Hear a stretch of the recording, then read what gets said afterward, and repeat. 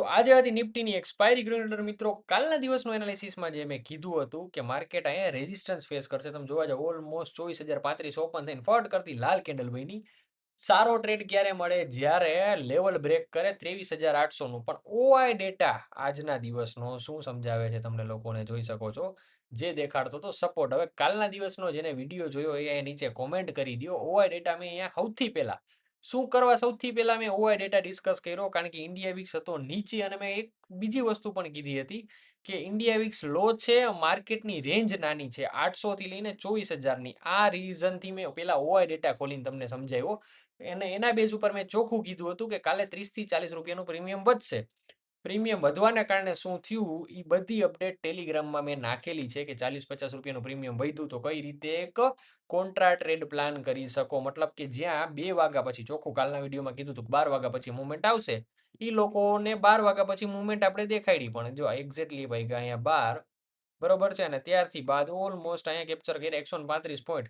135 પોઈન્ટથી શું થાય એ જોવું હોય તો આપણે નીચે ટેલિગ્રામ ચેનલ છે કે જ્યાં ચાલુ માર્કેટે કહો ચાર્ટનો ફોટો પણ નાખવામાં આવે છે ને ડાઉન કે અપસાઇડ એનો પોલ નાખું હું, જેથી કરીને તમે લોકો પોતાનો એક વ્યૂ પહેલા પ્લાન કરો ને ત્યારબાદ હું કહું કે માર્કેટનો આ વ્યૂ રહેશે. એટલે તમારું ટ્રેડિંગ જર્ની ઓન માર્કેટમાં સારી થતી જાય. તમને એક તમારો વ્યૂ ખબર પડતી જાય કે આ મારો જે વ્યૂ છે એ જ પ્રશાંતભાઈનો વ્યૂ છે. એટલે તમારો કોન્ફિડન્સ લેવલ વધે. તો ફોલો કરો નીચે ટેલિગ્રામ ગ્રુપમાં. નેક્સ્ટ લર્નિંગ માટે જે લોકો પ્લાન કરે છે એ લર્નિંગમાં જુલાઈ મહિના માટે આપણે સ્ટાર્ટિંગ કરી દીધું છે.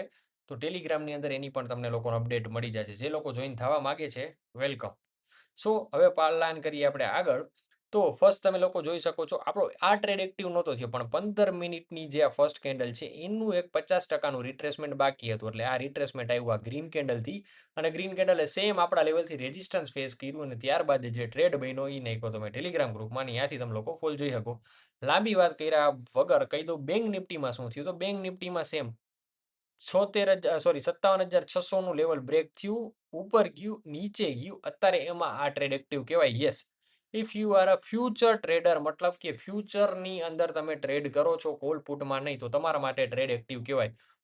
કોલ પુટમાં ટ્રેડિંગ કરો હો તો તમારા માટે આ ટ્રેડ એક્ટિવ નો કહેવાય. રેડી? મગજમાં રાખીને હાલો. સેન્સેક્સની એક્સપાયરી છે તો સેન્સેક્સની વાત કરશી. બાકી જો સેન્સેક્સમાં અત્યારે તમે લોકો જોવા જાવ તો સેમ સેટઅપ અહીં આગળ ફોલો કરીએ તો હાલે, પણ એના માટે આપણે એની એક્સપાયરી ઉપર જ વાત કરશી. કાલે છે બુધવાર, તો બુધવાર માટે વાત કરીએ.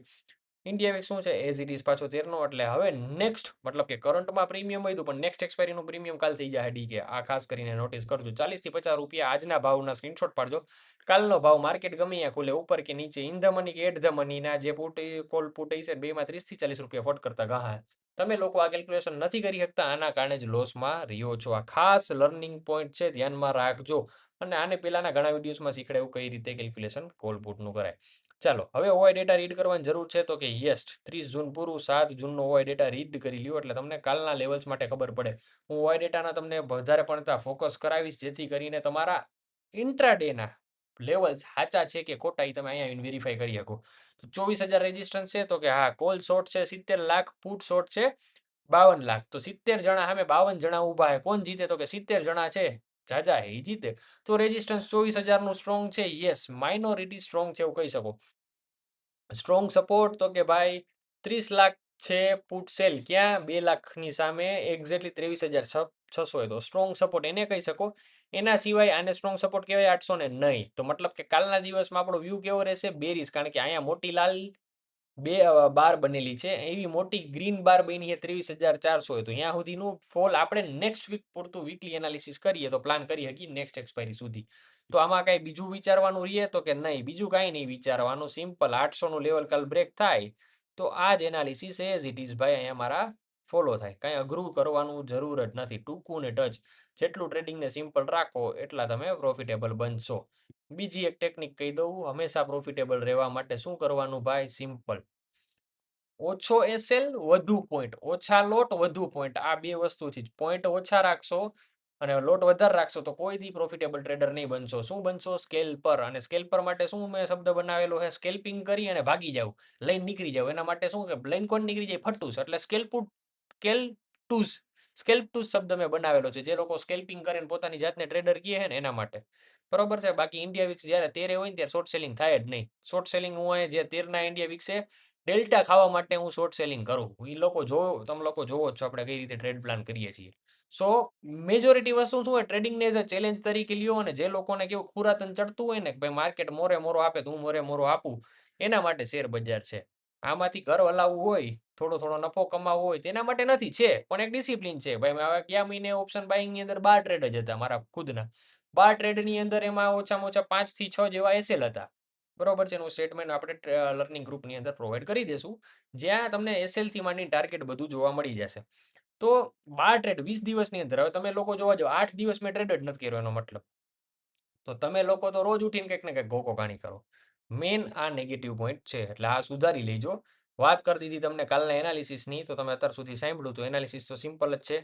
અહીંયા આપણો એસએલ રહીએ 130 પોઈન્ટ ન રાખવા હોય તો સિમ્પલ આની ઉપર કરી નાખજો કે આ બ્રેકઆઉટ થાય ને રેડ કેન્ડલ એટલે તમારો 60 થી 80 પોઈન્ટનો એસએલ ટાર્ગેટ રહેશે 600 નો. હવે તમે જોવા જાઓ હવે આ ટાર્ગેટ હવે તમે લોકો અહીંયા જોવા જાઓ આનો સ્ટ્રોંગ સપોર્ટ ક્યાંનો હોય? અહીંયા 800 બ્રેક કરે એટલે 600 જ સ્ટ્રોંગ સપોર્ટ છે. એના સિવાય છે જ નહીં. બાય ડિફોલ્ટ આપણું એનાલિસિસ એઝ ઇટ ઇઝ થઈ ગયું.